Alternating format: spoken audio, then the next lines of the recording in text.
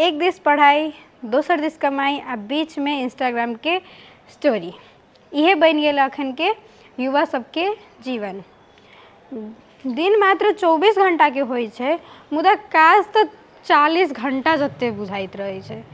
किया तो ई अखन मल्टीटास्किंग के कारण एक साथ साथ एक संगे एकटा काम के संगे संगे आरो काम सब करे कि अखन के जे आदत पड़ि गेलै अपन सबके जे अखन बनि गेलै से या तो लेकिन नहीं करी तो केना हैत, छै कि नहीं। जेना स्टूडेंट सबके होइ छै, पढ़ाइयो देखै छै, वर्क प्लेसो देखै छै, जॉबो देखै छै, फेरो करियर सेहो बनाबऽ के टेंशन स्ट्रेस रहै छै, कॉम्पिटिटिव एग्जाम सब रहै छै, घर दुआर सब चीज, छै कि नहीं। अब अखन के समय एहन छै कि मल्टीटास्क नहीं करबै तो बनबो नहीं करतै, आ करबै तो स्ट्रेस एंजाइटी डिप्रेशन सब बढ़ऽ लगै छै। एहिके कारण जे अहाँके ओरिजिनलिटी रहै छै, जे अहाँके प्रोडक्टिविटी रहै छै से बाहर नीकसँ नहीं आबि सकै छै, ओ कम भेल जाइ छै।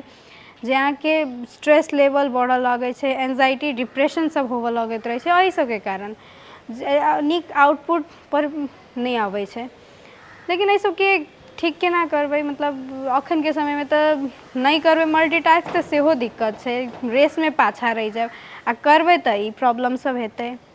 तो ये दुनू के एना कऽ के चली ना, बैलेंस बना कऽ दुनू के एक बेर में एक्स्ट्रा काज कऽ रहल छियै तो ओही पर फोकस करै छी।